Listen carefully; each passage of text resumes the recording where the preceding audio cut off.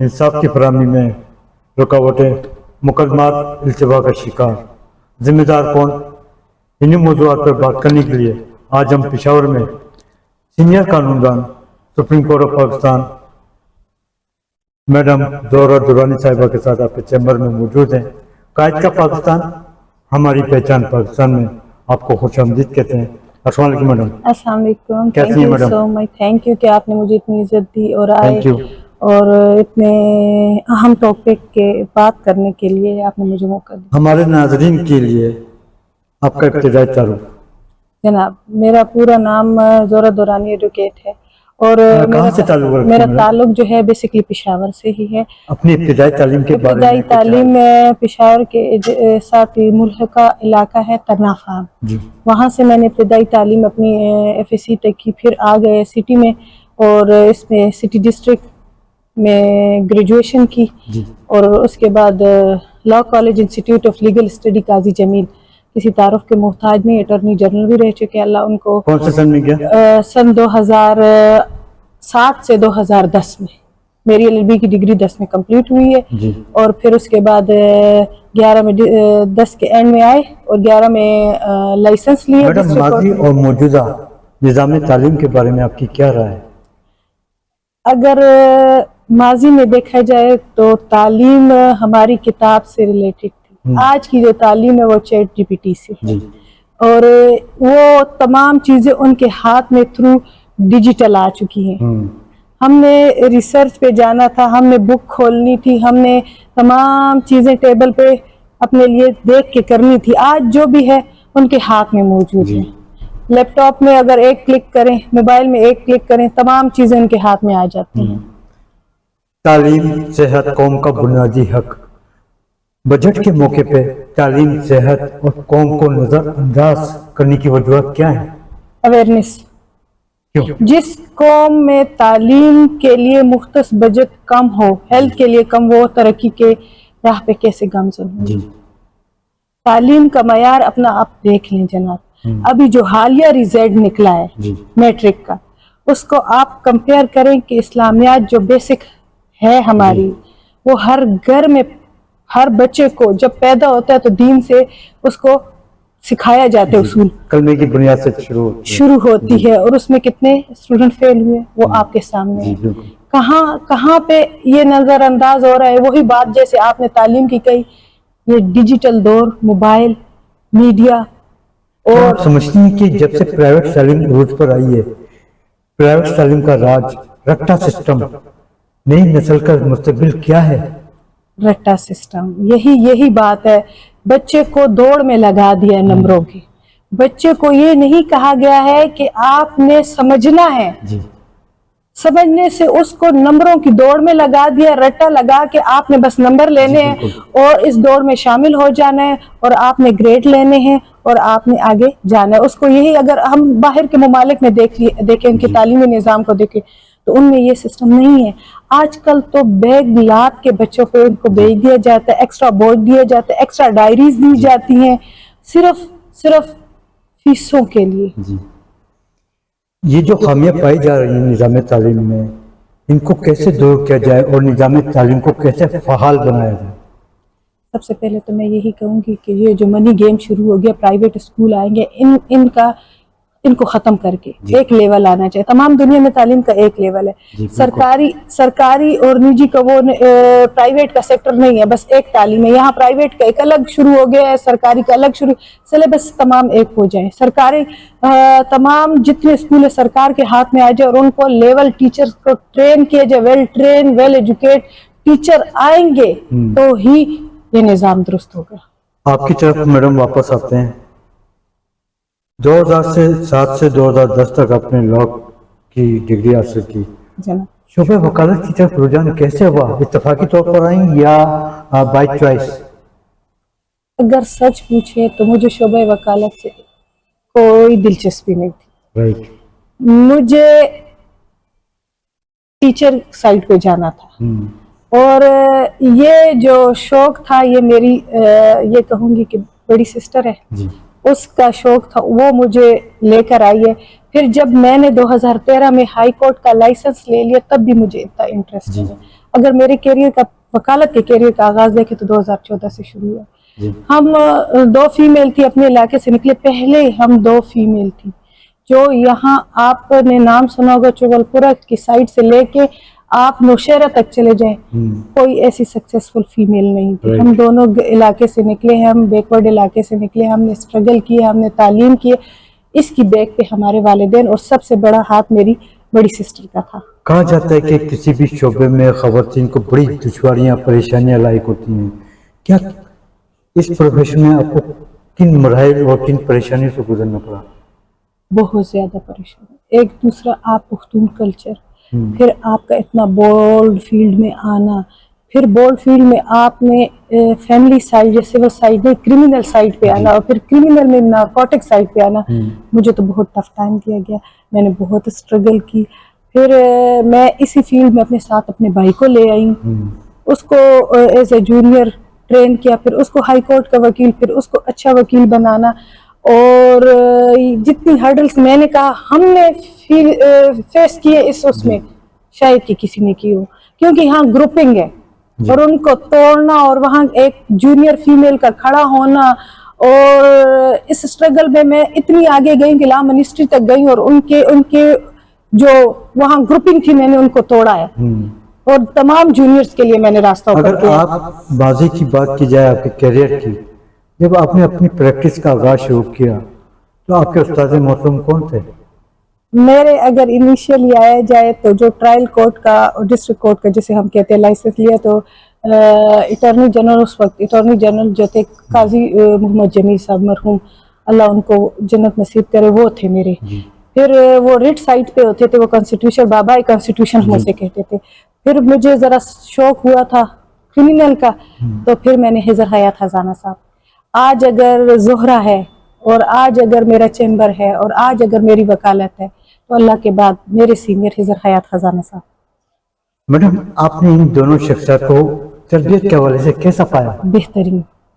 اگر دیکھا جائے تو قاضی صاحب تو ایک پلر تھے, جی وہ کسی تعارف کے محتاج نہیں ہے. Attorney general of Pakistan, people party کے ایک سربراہ, اور پھر وہاں اس نے لاء کالج, وہاں سے ہماری اس نے ٹریننگ شروع کر دی. ہم نے اس کو آئیڈیالائز کیا, تبھی پھر وکالت نے اس کو جوائن کیا. پھر جب کرمنل سائڈ پہ آئی تو حضر حیات خزانہ صاحب اور اس کا چیمبر کسی تعارف کا محتاج نہیں ہے جناب. اور وہ پھر جہاں سے اس نے اپنے مطلب جس میں کہوں گی کہ جس چیمبر سے اس نے سیکھا وہ جسٹس اشتیاق صاحب کا ہے. تو وہاں تو سب سے پہلے ہمیں ارننگ نہیں ایتھکس سکھائی جاتی ہے, بالکل رکھ رکھاؤ سکھایا جاتا ہے, اٹھنا بیٹھنا سکھایا جاتا ہے, پھر ہمیں سکھایا جاتا ہے کہ وکالت کے اصول کیا ہے, پھر اس کے بعد ہم وکالت میں انٹر ہوتے ہیں. جیسے کہ ابھی آپ نے ذکر کیا کہ آپ نے ان دو شخصیات سے تعلیم اور تربیت حاصل کی اور آپ اعلیٰ مقام تک جا پہنچی ہیں. نئے آنے والے وکلا اپنی سینئر کی پریکٹس سے نالاں نظر آتے ہیں, شارٹ کٹ چاہتے ہیں. کیا سکھانے والے ختم ہوتے جا رہے ہیں یا سیکھنے والے ختم ہوتے جا رہے ہیں؟ سیکھنے والے ختم ہوتے جا رہے ہیں. ایزی کم ہے, چیٹ جی پی ٹی ہے, اس پہ ایک ایشو ڈال دیا, پوائنٹس لے لیے, کھڑے ہو گئے. ریسرچ ختم ہوتی جا رہی ہے. جب تک ریسرچ اور محنت ختم ہوگی تو شارٹ کم آئے گا, ایزی کم آئے گا, تو پھر محنت نہیں ہوگی. جب محنت نہیں ہوگی تو سکسیس. کبھی بار کی سیاست میں آپ نے حصہ لیا؟ میں نے آپ کو کہا نا پہلے, میں اپنی سسٹر کی چوائس پہ آئی. ابھی میرا یہ اتنا مطلب جنون ہے, وکالت جنون میری بن گئی ہے, تو اس سے مجھے اور ادروائز ٹائم ہی نہیں ملتا. ہاں میں نے اپنی ایسوسیٹ کو باہر کی سیاست میں ان کا الیکشن کی طرف ان کو کیا تھا, انہوں نے سکسیسفل بہت اچھے ووٹس کے ساتھ آئی ہیں. بیسکلی اگر میں دیکھوں تو میرا جمعیت علماء اسلام کے ساتھ وابستگی اسٹوڈنٹ ٹائم سے, اور اگر ادروائز بھی دیکھا جائے تو سیاست میں نے تھوڑا بہت اپنا حصہ ڈالا ہے. میں 5 سال ڈسٹرکٹ ممبر رہی ہوں یہاں کی. یہ جو ابھی ہمارے میئر صاحب ہیں ان کے ساتھ اپوزیشن میں ہم رہے ہیں, اور بہت اچھا وقت رہا ہے سیاست میں. تو ابھی فی الحال ارادہ نہیں ہے وکالت پہ فوکس کرنے کا ہے. جیسے کہ ابھی آپ نے فرمایا کہ آپ پولیٹیکل سائڈ کا بھی حصہ رہی ہیں, جے یو آئی اور دیگر پارٹیوں میں کیا فرق محسوس کرتے ہیں؟ جو میں نے فیل کیا ہے. تمام پارٹی میرے لیے قابل احترام ہے، لیکن یہاں پہ اگر فیمیل کا دیکھا جائے تو بہت رسپیکٹ بہت ہر پارٹی میں ہے، لیکن میں نے جو اپنی ذات کے حد تک district member being a district member رہی ہوں، بہت ریگارڈ بہت رسپیکٹ، ہمیں کوئی ایشو کریٹ نہیں ہوتا، اور یہاں ایک دین اور دنیا دونوں کو لے کے چلا جاتا ہے. آج کل کن مقدمات پر آپ کی پریکٹس جاری ہے؟ میرے کرمنل سائڈ پہ نارکوٹک سائڈ ہے. بار کی قیادت کی خدمات پر سوالیہ نشان. پشاور بار ہو یا ہائی کورٹ بار، آپ کیا سمجھتے ہیں کہ بار کی قیادت منتخب ہونے کے بعد اپنے ہی ذاتی مفادات کے خاطر جھک جاتی ہے، بک جاتی ہے، جس کی وجہ سے یہ مسائل پیدا ہوتے ہیں؟ ذاتی مفادات تو میں نہیں کہوں گی، ایشوز آ جاتے ہیں بہت سے، اس میں بہت سے ایشوز کریٹ ہو جاتے ہیں، اور پھر پارٹیز کے ایشو، وکالت کے ایشو، اس وجہ سے اگر آپ دیکھیں تو سٹل ہمارا جو بار کا الیکشن اپریل میں ہونا تھا وہ سٹل پینڈنگ ہے، ڈسٹرکٹ بار کا بھی نہیں ہوا، ہائی کورٹ بار کا بھی نہیں ہوا. وکلا جو پہلے ویلفیئر کے لیے سیاست کرتے تھے وہ اب ویلفیئر وکلا کی نہیں ہے، وہ پارٹی بیس ہو گئی ہے، سیٹ آپ کے لیے ایک ہو گئی ہے. پروفیشنل وکیل ہیں میڈم، آپ کے نزدیک وکلا کے چند اور بڑے مسائل کیا ہیں؟ سب سے پہلے تو میں اپنی فیمیل کی بات کروں گی، جو ینگ لائر ہیں ان کو بہت سی ہرڈلز کریٹ ہوتی ہے، فیمیل کو بہت سے، یا اس پیشے میں آتے ہوئے بہت سے مسئلے مسائل، چیمبر جوائن کرنا، اچھا چیمبر جوائن کرنا، پھر ان کی ایسی گروتھ کرنا، ان کو اپرچونٹی دینا، اپرچونٹی نہیں دی جاتی. فیمیل کو اگر اپرچونٹی دی جائے تو یہ تو چیز تمام دنیا پہ آیا ہے کہ فیمیل بہت قابل ہے، جس شعبے میں بھی وہ نام کماتی ہے، اپنا لوا منوایا جاتا ہے، لیکن اس کو اپرچونٹی کم دی جاتی ہے as compare to male. Trust کا لیول تھوڑا سا کم کیا جاتا ہے، حالانکہ فیمیل بہت قابل ہے، ان کو اپرچونٹی دی جائے، ان کو آگے بڑھایا جائے. اگر میں اپنے چیمبر کی بات کروں تو پیورلی ہم فیمیل کو پروموٹ کرتے ہیں. میڈم، کیا آپ کی پشاور بار ہائی کورٹ بار کمپیوٹرائزڈ ہے؟ اگر کمپیوٹرائزڈ ہے تو چیک اینڈ بیلنس نظر نہیں آتا، جعلی وکلا کی بھرمار پائی جا رہی ہے، آپ جیسی پروفیشنل شخصیات پوری طرح متاثر ہوتی ہیں. جعلی وکلا کی بھرمار کو کیسے روکا جائے؟ بائیو میٹرک سسٹم کیسے مطابق کرایا جائے؟ میں کہتی اسکروٹنی کی جائے، بائیو میٹرک سسٹم کیا جائے. جب بائیو میٹرک سسٹم ہو جائے گا، ڈگریوں کی ویریفیکیشن ہو جائے گی، تو یہ جو ایشو چل رہا ہے تمام پاکستان میں ختم ہو جائے گا تھرو بائیو میٹرک سسٹم. تمام دنیا میں نہیں ہے، لیکن ایشو کریٹ ہو رہا ہے، کسی کی 25 سالہ پریکٹس ہے، کسی کی 30 سالہ پریکٹس ہے، اور آگے سے دیکھتے تو اس کی ڈگری جیلی ہوتی ہے. کسی نے بے ادبی معاف کے ساتھ کراچی سے لی ہوتی ہے، پتہ نہیں چل رہا ڈگریاں کہاں سے آ رہی ہیں، لیکن پریکٹس ہو رہی ہے، لیکن ویریفیکیشن نہیں ہو رہی ہے. تو ہمارا کردار جو ہم اپنے نمائندے الیکٹ کرتے ہیں 5 سال کے لیے جو آتے ہیں، چاہے وہ پنجاب بار کونسل ہو، چاہے وہ سندھ بار کونسل ہو، چاہے وہ کراچی بار کونسل ہو، چاہے وہ خیبر پختونخوا بار کونسل ہو، انہوں نے مل کے ایک SLI عمل ترتیب دینا ہے جس کی بنیاد پہ یہ جیلی ڈگریاں کا خاتمہ ہو. اور میری نظر میں یہ بائیو میٹرک سسٹم کے تھرو ہی ہوگا. آج کل دیکھنے میں آ رہا ہے کالے کوٹ کی پامالی کی جا رہی ہے، وکلا کی آواز کو دبانے کی کوشش کی جا رہی ہے. کیا وکلا کے تحفظ کے لیے کوئی قانون سازی ہے؟ اور بار KP کے بار کونسل کی کیا خدمات ہیں اس حوالے سے؟ بالکل، وکلا کے تحفظ کے لیے قانون بھی موجود ہے، سب کچھ موجود ہے، لیکن یہاں یہ ہے کہ یونٹی نہیں ہے. یہاں یونٹی کیسے پیدا کی جائے؟ یونٹی یہ ہے کہ پارٹی کو ہٹا کے، وکلا تو کالا کوٹ ہے، اس پہ پارٹی بیس نہیں ہونا چاہیے. یہاں پارٹیز انوالو ہو گئے ہیں، جب سے یہ پارٹیز انوالو ہوئی ہے تو وہ ہماری یونٹی تھوڑی سی کمزور ہوگی، جس کی وجہ سے یہ ایشو کریٹ ہو رہے ہیں. بار کی قیادت کی خدمات نظر نہیں آتی، وکلا کے بے تحاشا مسائل پائے جا رہے ہیں، جس میں خواتین چیمبرز کے حوالے سے بھی ہیں، اور بار کے حوالے سے بھی ہیں، پارکنگ کے بڑے مسائل دیکھنے میں آئے ہیں. اس حوالے سے آپ کیا کہنا چاہیں گی؟ پارکنگ کا تو ایشو انشاءاللہ بہت جلدی ایشو سولو ہو جائے گا، کیونکہ بہت بڑی پارکنگ بنا رہے ہیں، اس پہ کام شروع ہے. حالانکہ اور بار کے اگر ایشوز دیکھے جائے تو نگلیکٹ ہو رہی ہے بار. اگر ہم بیک ٹو 2013 جائے، جیسے جسٹس اشتیاق صاحب ہمارے صدر تھے اور کلیم صاحب ہمارے VP تھے، کوئی ایشو نہیں تھا. 14 میں بھی کوئی، یہ ابھی ریسنٹلی ایشو کریٹس ہو گئے. اور آپ کے اسی چینل کے توسط سے ایک بات میں یہاں ہائی لائٹ کرنی چاہتی ہوں کہ جو بار بھی ہائی کورٹ کی آتی ہے، ہمارے یہاں 2 بارومس ہیں، اور میل کے تو 3-4 ہیں. جو بھی آتے ہیں تو یہ یہ سینئر باروم جسے ہم کہتے ہیں جو جسٹس نصرت ہلالی صاحبہ نے ہی لیا تھا اور بہت زور سے مشکلات سے لیا تھا، آ کے اس کو ہی توڑنے کی کوشش کی جاتی ہے اور بار بار کبھی کہتے ہیں کہ یہاں واش رومز بناتے ہیں، کبھی کہتے ہیں کہ ہمیں اس کی ضرورت ہے۔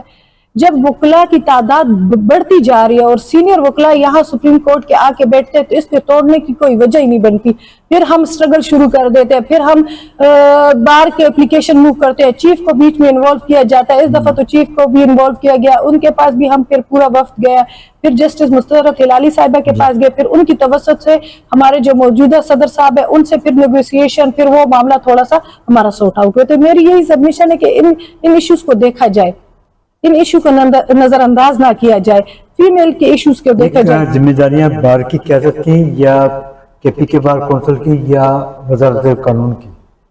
دیکھیں یہ ایک ہاتھ ہے، اگر کے پی بار کونسل، اگر ہمارا بار ایسوسی ایشن یہ ایک چیز اٹھائے گا تو جا کے لا منسٹری اور لا ہاؤس تک جائے گا، یہ چیز نگلیکٹ ہو رہی ہے ٹائم اینڈ اگین، پہلے نہیں ہوتی تھی، ابھی یہ ریسنٹلی چند سالوں میں ہو رہی ہے، تو اس پہ ہوم ورک کرنا چاہیے، میں تو یہ سجیسٹ کروں گی۔ کہا جاتا ہے کہ بار مضر کا کردار ادا کرتی ہے، بینچ اور بار میں تصادم پیدا ہو جاتے ہیں، بینچ اور بار کے درمیان تصادم کیوں پیدا ہوتے ہیں؟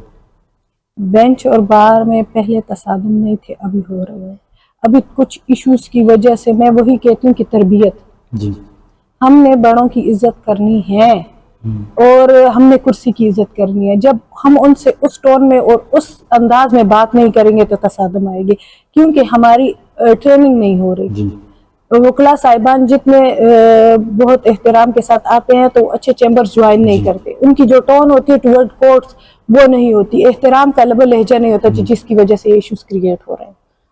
تو یہ ذمہ داریاں بار کی قیادت کی ہیں کہ آگاہی مہم شروع کرائی جائے؟